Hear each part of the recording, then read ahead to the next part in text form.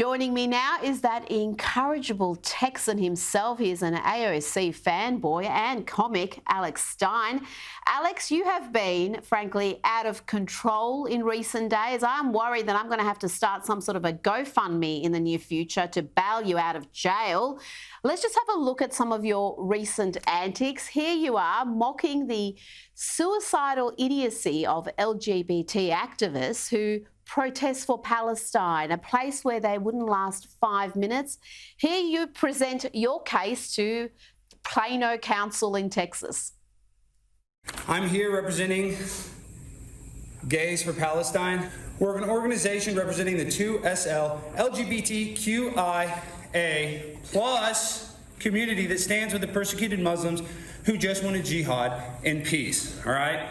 So, a lot of people are rushing to judgment against the Palestinians right now because of the stuff they are seeing on TV. I just want to say, a lot of people have misconceptions about Palestine. Mia Khalifa, one of the most popular porn stars in America, who has done a bunch of lesbian scenes, is standing with the Palestinians. And just because they've thrown a few of my allies off of roofs in the past, that doesn't make them bad people. We must look past that. Because, you know, this is 2024. Palestine is changing. And just because gay people have had to run to Israel for protection in the past doesn't mean anything. We love that their women have very little rights. That's why they have such few traffic accidents. So we agree on more than you think. Palestine is on its way in the gay direction. Alex, I have a lot of questions, but first let's not miss out on this song you wrote for the occasion.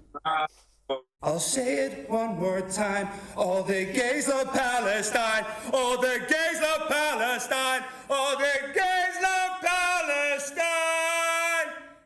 That's the only section of the song that we could play. Alex, please explain yourself.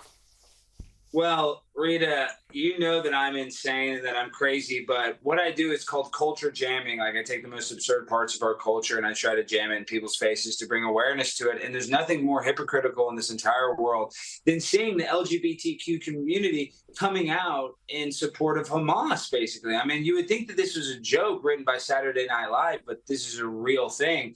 And if they were to go to Palestine, they would literally be thrown off a roof. I mean, that's not hyperbole. That literally happened. So it's just kind of shocking, I guess you would say, that people have such strongholds in their identity politics that they can't even, see the nuance of supporting an organization that literally wants to kill people because of their sexual orientation.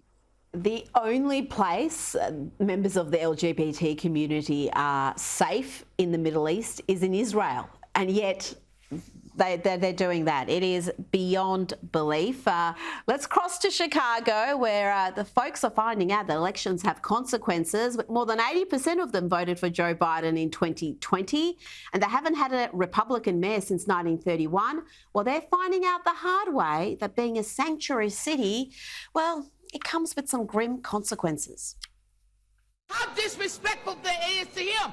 You don't have that right to do that to us. And we're not responsible. Y'all need to go to the root of the problem. You need to stop the busing, stop sanctuary city, and it's not us against them. You all need to take care of it and quit trying to tell us this bull crap that you sitting up here telling. We won't stand for this. We say no. Thank you. This is our community, and you just don't dump anything on us and expect us to accept it, okay? That is not what we pay our taxes for.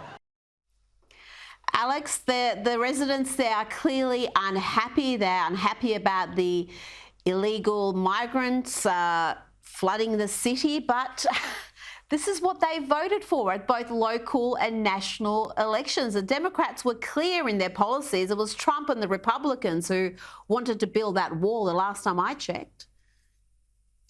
Well, Rita, a lot of conservatives will tell you that systemic racism does not exist, but I disagree. I feel like Black people have been marginalized in this country for definitely the liberal Democrat Party, for sure. They even started the KKK. So now seeing the Black community in Chicago fall victim to the policies that they thought they voted for that would help them, that would help the struggling people that can't pay their bills, can't afford to fill up their gas tank, but instead they want to allocate our funds to help out Venezuelans with criminal history or sex traffickers or connections to the cartels in Mexico, when all these people want is a little help for American citizens, America first.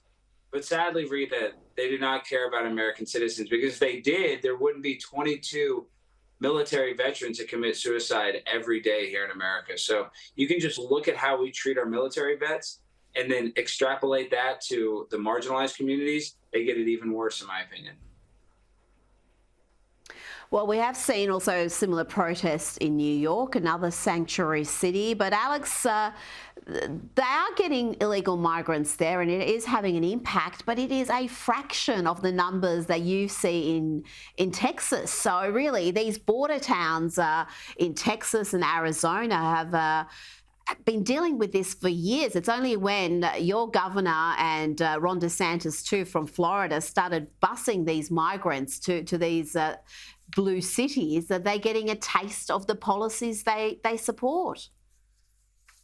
And New York doesn't have the infrastructure. I'm here in New York, the Roosevelt Hotel on 45th Street. I walked by it, and it was just a bunch of basically like military-aged Venezuelan men. I mean, they looked like they were all could do a job, they could work, but instead they can come here to America and just get a free hotel room right next to Times Square, basically. And listen, I'm not anti-immigration. If somebody wants to come to school here, somebody wants to work in America, God bless them. This is a melting pot. I'm all for it. But the sad reality is that the Venezuelans or the other illegal immigrants that are coming here are not held to the same standard. If they commit a crime, they're not held accountable like I would be. So we have a two-tier justice system that is benefiting criminals, literally criminals. I mean, as soon as you come here illegally, you're considered a criminal in my book.